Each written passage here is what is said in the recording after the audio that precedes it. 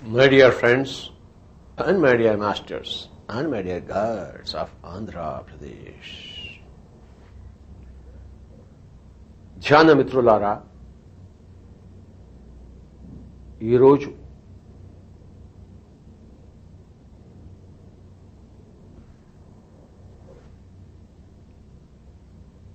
అత్యద్భుతమైన,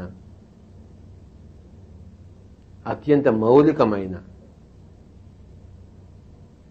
సూత్రాన్ని మనం విశేషంగా తెలుసుకుందాం. ఈ సూత్రం తెలియకే అందరూ సతమతమవుతున్నారు. ప్రపంచంలో దుఃఖంతో జీవిస్తున్నారు.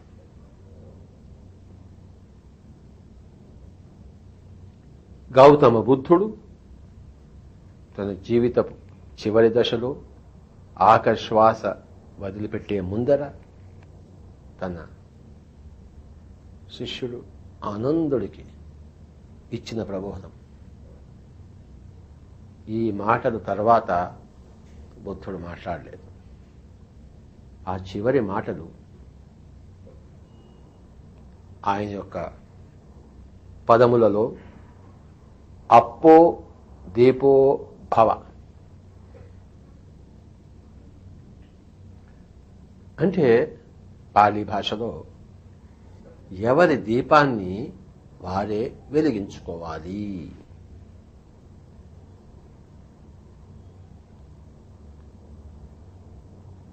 ఎవరిని వారే ఉద్ధరించుకోవాలి.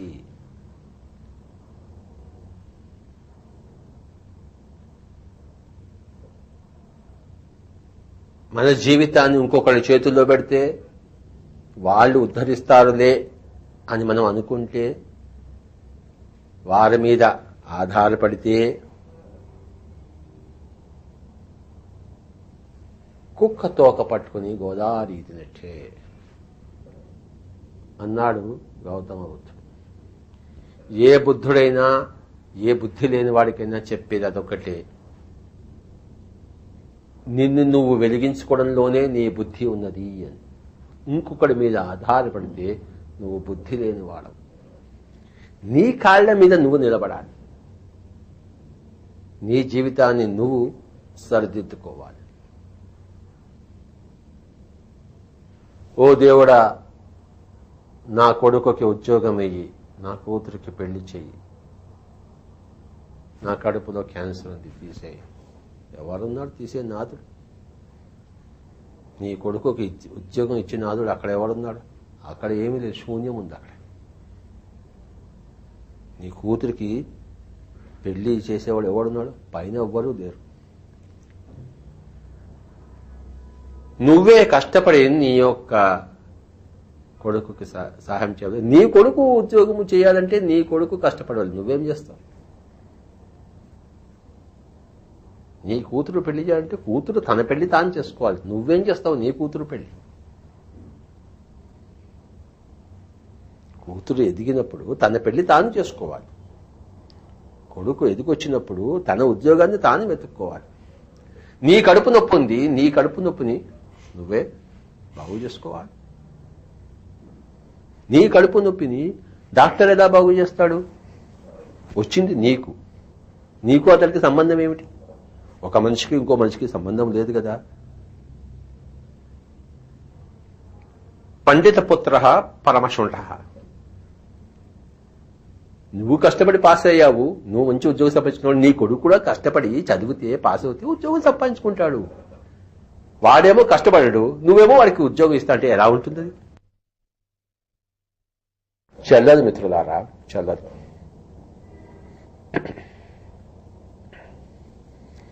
ఎవరి ఉద్యోగాన్ని వాళ్లే సంపాదించుకోవాలి, ఎవరి పెళ్లిని వాళ్లే చేసుకోవాలి, ఎవరి తలకాయ నొప్పిని వాళ్లే తీసేసుకోవాలి, ఎవరి ముక్తిని వారే సంపాదించుకోవాలి, ఎవరి దుఃఖాన్ని వాడే పోగొట్టుకోవాలి.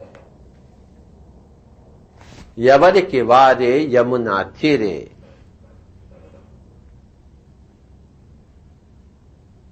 ఎవరికి వారే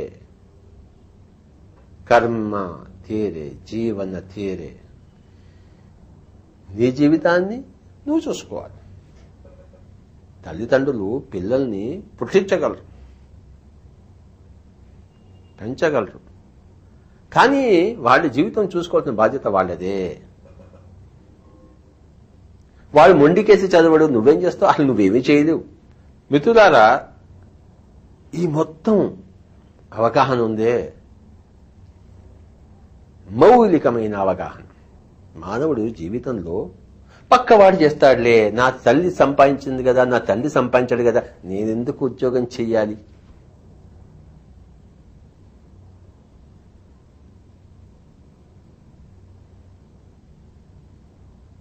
అని దుఃఖాలకు ఒక క్షణం మెరుపు జీవితం జీవిస్తాడు, జీవితం అంతా అంధకార జీవితం జీవిస్తాడు.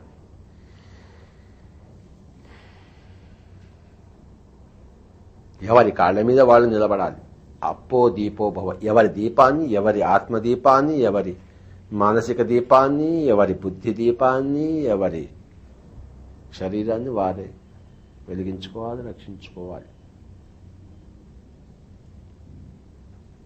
You cannot afford to depend upon others. Dependence అంటే పరాధీనపు బ్రతుకు, చీకటి బ్రతుకు, స్వాధీనపు బ్రతుకు, వెలుగు బ్రతుకు.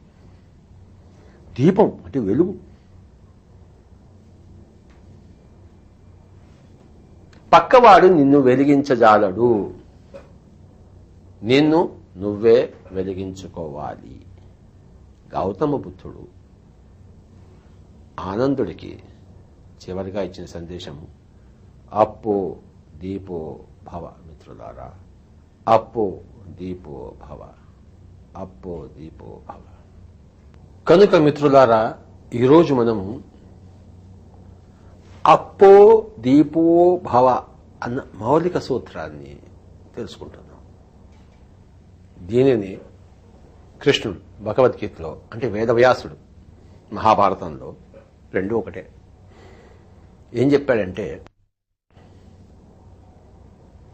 ఉద్ధరేద్ ఆత్మనాత్మానం ఆత్మానం అవసాదయేత్ ఆత్మైవ్యహాత్మనో బంధు ఆత్మైవ రిపురాత్మన. ఉద్ధరేద్ ఆత్మనాత్మానం, ఎవరి ఆత్మను ఎవరికి వారే ఉద్ధరించుకోవాలి.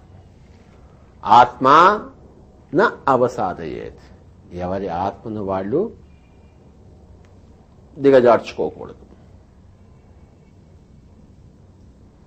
తప్పుడు అనుభవాల వైపు పంపించకూడదు. తమ ప్రయాణమును సుదూరము చేసుకోకూడదు. ఆత్మైవ్య ఆత్మనో బంధు ఆత్మైవ రిపురాత్మ, ఎవడికి వాడే బంధువు, ఎవడికి వాడే శత్రువు. నువ్వు మాంసం తింటే 5 జన్మల్లో నేర్చుకోవాల్సింది 50 జన్మల్లో నేర్చుకోవాల్సి వస్తుంది. చూశారా? అప్పుడు నీకు నువ్వే శత్రువు అయ్యావు. బాగా చికెన్ మసాలా పట్టించి తిన్నావు, రోజుకో చికెన్ తిన్నావు, చచ్చావు. 50 ఏళ్లలో ఎన్ని చికెన్లు, ఎంత హింస, ఎంత పాపం ముట్ట కట్టుకున్నావు, ఎంత రక్తపాతం చేశావు. మళ్ళీ వచ్చే జన్మలో దాన్ని అనుభవించవలసింది నువ్వే కదా. అప్పుడు నీకు నువ్వే శత్రువు అయ్యావు. నువ్వు ధ్యానం చేశావు, నీ పాపానంతా కడుక్కున్నావు, నీకు నువ్వే బంధువు అయ్యావు. నిన్ను ఏ రాముడో కృష్ణుడో వచ్చి, శివుడో వచ్చి రక్షించడు. నిన్ను నువ్వే రక్షించుకోవాలి. అన్యథా శరణం నాస్తి. నిన్ను నువ్వే ఉద్ధరించుకోవాలి. అన్యథా శరణం నాస్తి. నేను నీకు చేయలేను, నువ్వు నాకు చేయలేవు. నేను నాకు చేసుకోగలను, నువ్వు నీకు చేసుకోగలవు. ఎవరికి వారే యమునా తేరే.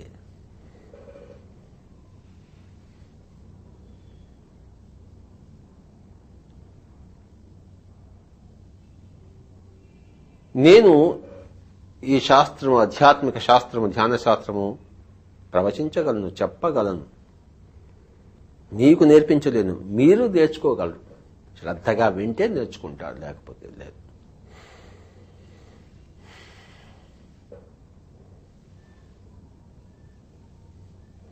సంస్కృత పండితుడు సంస్కృతం చెప్తుంటాడు క్లాసులో, నేర్చుకునేవాడు శ్రద్ధగా వింటే నేర్చుకుంటాడు. వీడికి శ్రద్ధ లేకపోతే వాడు వీడికి నేర్పించజాలడు. రమణ మహర్షి ఏమన్నారంటే, గురియే గురువు అంటే నీ యొక్క శ్రద్ధే నీ గురువు, వాడు నీ గురువు కాదు. వాడు చెప్తాడు, క్లాస్లో చెప్తాడు, వెళ్తున్నాడు. నువ్వు శ్రద్ధగా వింటే, నీకు గురి ఉంటే నువ్వు నేర్చుకుంటావు. నీకు శ్రద్ధ లేకపోతే, నీకు ఏకాగ్రత లేకపోతే, నీకు గురి లేకపోతే నేర్చుకో. ఎవరు నేర్పిస్తున్నారు నీకు? నీ శ్రద్ధ నీకు నేర్పిస్తోంది. ఎవరు నీకు నేర్పించకుండా ఉన్నారు, ఆటంకవాది అయ్యారు? నీ అశ్రద్ధ, నీ గురి లేకపోవడం. రమణ మహర్షి ఎంత చక్కగా చెప్పాడు. గురి ఏ గురువు. నీ శ్రద్ధ నిన్ను పునీతుణ్ణి చేసింది, పవిత్రుని చేసింది, పురోగామిని చేసింది. నీ అశ్రద్ధ ఎక్కడ వేసిన గొంగళి అక్కడే ఉన్నావు.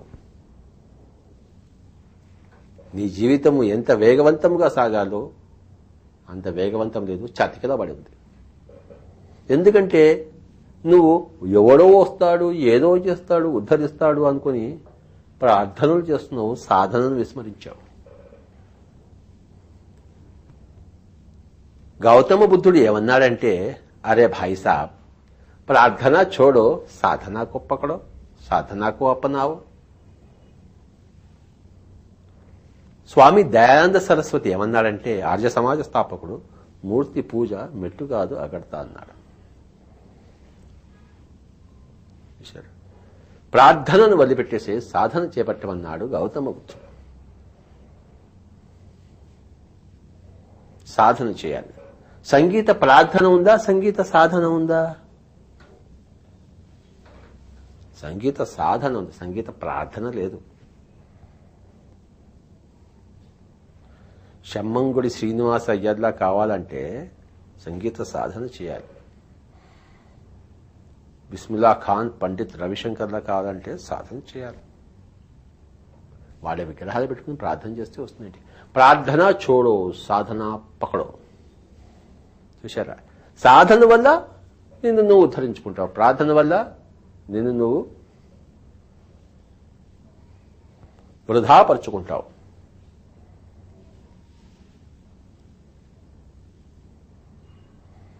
ఎవరిని అర్థిస్తున్నావు? ఎవరు వచ్చి నిన్ను బాగు చేస్తారు? ఎక్కడి ప్రార్థన?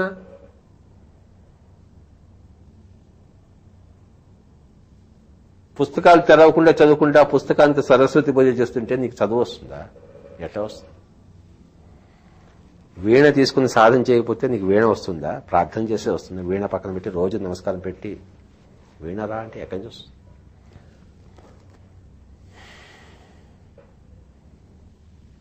సాధన, ఎవరి సాధన, ఎవరి దీక్ష, ఎవరి శ్రద్ధ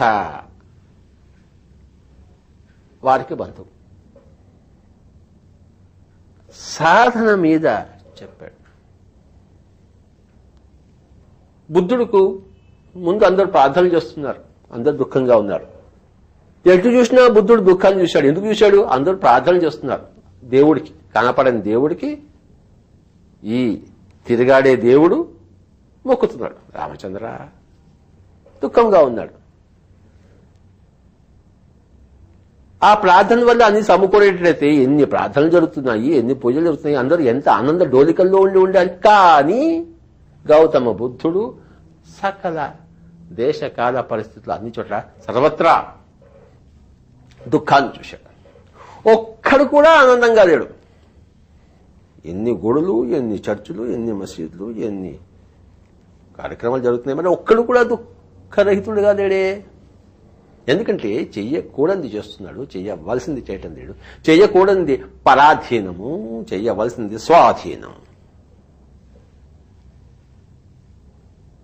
అప్పో దీపవా, నీ దీపాన్ని వెలిగించే బదులు నూనె ఉంది, వత్తి ఉంది, నీ చేతిలోనే అగ్గిపెట్టి ఉంది, ఎవడో వచ్చి వెలిగిస్తాడు, ఎవడో వెలిగిస్తాడు. ఆ ప్రమిదని వెలిగించవచ్చు, నీ జీవితాన్ని ఎవడో వెలిగించడాడు.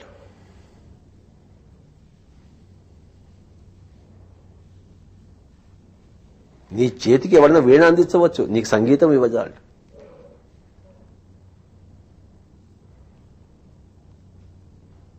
నీ చేతిలో కెమిస్ట్రీ బుక్ పెట్టవచ్చు, నీకు కెమిస్ట్రీ జ్ఞానం ఇవ్వజాడు. నీ జేబులో డబ్బు పెట్టవచ్చు, నీ మనసులో దుఃఖాన్ని తీసేయజాడు, అశాంతిని తీసేయజాడు. ఇంపాసిబుల్. నీ విద్యను నువ్వే సంపాదించుకోవాలి, నీ మనసును నువ్వే శాంతపరచుకోవాలి, నీ రోగాన్ని నువ్వే తీసుకోవాలి. ఉద్ధరేదాత్మనాత్మానం ఆత్మానం అవసాదయేత్ ఆత్మైవ్య హ్యాత్మనో బంధు ఆత్మైవ రిపరాత్మనః. ఏదైతే భగవద్గీతలో చెప్పబడిందో యేసుక్రీస్తు కూడా, యేసు ప్రభు కూడా అదే చెప్పాడు. As you sow you reap. నువ్వు ఏది విత్తుతావో దాన్నే కోసుకుంటావు.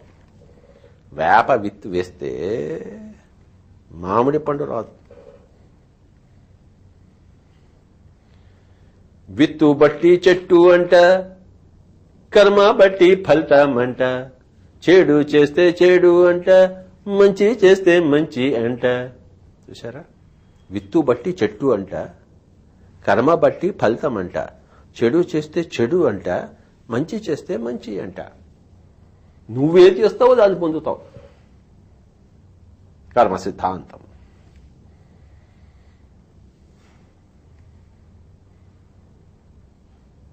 కర్మ సిద్ధాంతం ఏం చెప్తుందంటే నీ జీవితాన్ని నువ్వే వెలిగించుకోగలవు, ఇంకొకడు వెలిగించజాలటు.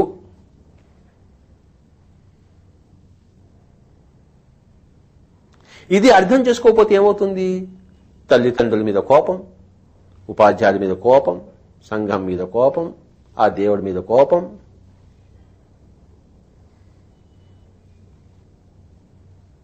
నువ్వేం చేయవు, పక్క వాళ్ళ మీద కంప్లైంట్స్, కోపం. వాడు నాకు చేయలేదు, వాడి వల్ల నేను నాశనం అయ్యాను, దేవుడు నాకు ఇలా రాసి పెట్టుకున్నాడు, నేనేం చేస్తాను, నా చేతుల్లో ఏముంది. ఎంత మూర్ఖతో చూడండి. సర్వశక్తిమంతుడై మానవుడు ఖిన్నుడై ఉన్నాడు. తన ద్వారా తాను వంచితుడై ఉన్నాడు.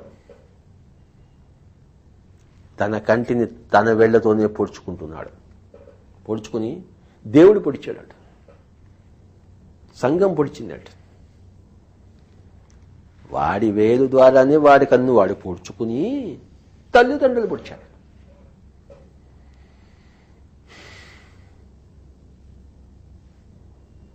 చూశాడు.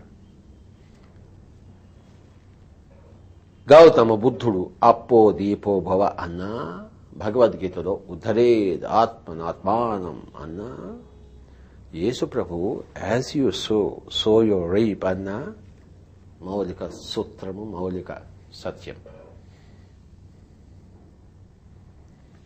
పరాధీనపు బ్రతుకుకు స్వస్తి పలకండి, స్వాధీనపు బ్రతుకుకు నాంది పలకండి. ప్రార్థనలకు తిలోదకాలు ఇవ్వండి, సాధనకు హారతి పలకండి, స్వాగతము పలకండి. అడుక్కు తినే బతుకు ఎప్పుడు పేదవాడి బతుకే, కష్టపడి పనిచేసేవాడి బతుకు రారాజు బతుకు.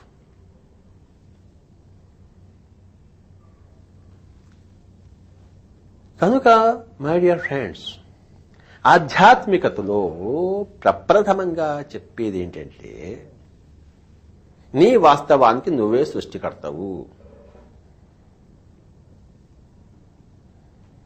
నీ వాస్తవం అనేది నీలోంచి సృష్టింపబడుతుంది. నీ వాస్తవం ఆకాశం నుంచి ఊడిపడదు, వర్షంలా ధార రాదు, నీ యొక్క ఒళ్ళోకి వచ్చి పడదు. నీ ఒళ్ళోకి, నీ ఒంట్లోంచి, నీ రూపంచే బయటకు వచ్చి నీ ఒళ్ళోకి వస్తుంది, అంతేకాని ఆకాశం నుంచి వచ్చి పడి నీ ఒళ్ళోకి పడద్దు.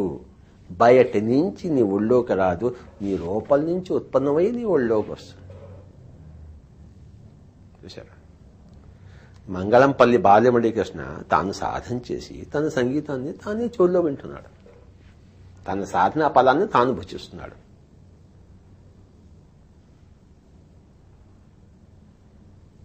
పక్కవాడ సాధనా ఫలాన్ని నువ్వు భుజించజాలవు. నీ సాధనా ఫలాన్ని పక్కవాడికి భుజింపజాలడు. నీ సాధనా ఫలాన్ని పక్కవాడికి ధారపోయలేవు, అసంభవము. కుక్క తోకని, వంకరగా ఉన్న కుక్క తోకని కాసేపు పట్టుకుంటావు, చెయ్యి వదిలిపెట్టంగానే మళ్ళీ వంకర. అదేం పట్టుకోవడము, అదేం తిన్నగా కాలేదు. అది నువ్వు పట్టుకుని వేస్ట్.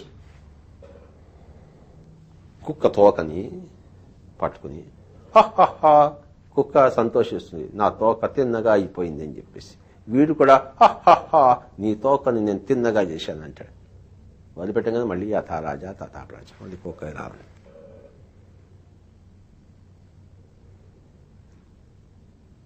నువ్వేం చేస్తావు? కుక్క తోకని తిన్నగా ఎట్లా చేస్తావయ్యా? ఇంకొక మనిషి నువ్వెలా బాగు చేస్తావు? ఆ భావనే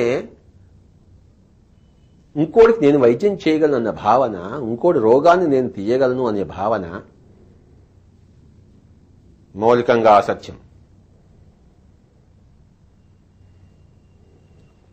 కనుక మిత్రులారా, అప్పో దీపో భవ అన్నది, be a light unto your self అన్నది పిరమిడ్ స్పిరిచువల్ సొసైటీస్ యొక్క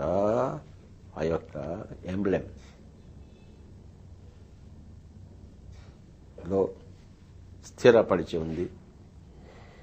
ఎలాగైతే గవర్నమెంట్ ఆఫ్ ఇండియాకి సత్యమేవ జయతే ఉందో, ఎలాగైతే రామకృష్ణ మిషన్కి ఆత్మనో మోక్షాయ జగత్ హితాయచ అని చెప్పే మూట ఉందో, పిరమిడ్ స్పిరిచువల్ సొసైటీస్ ఎంబ్లెమ్కి, మాస్టర్లకి మౌలిక సూత్రం ఏంటంటే అప్పో దీపో భవ, be a light unto your self. చిన్నప్పటి నుంచే చెప్పాలి దీని అందరికీ. ముసలి వాళ్ళేందో అది చెప్పేం లాభం.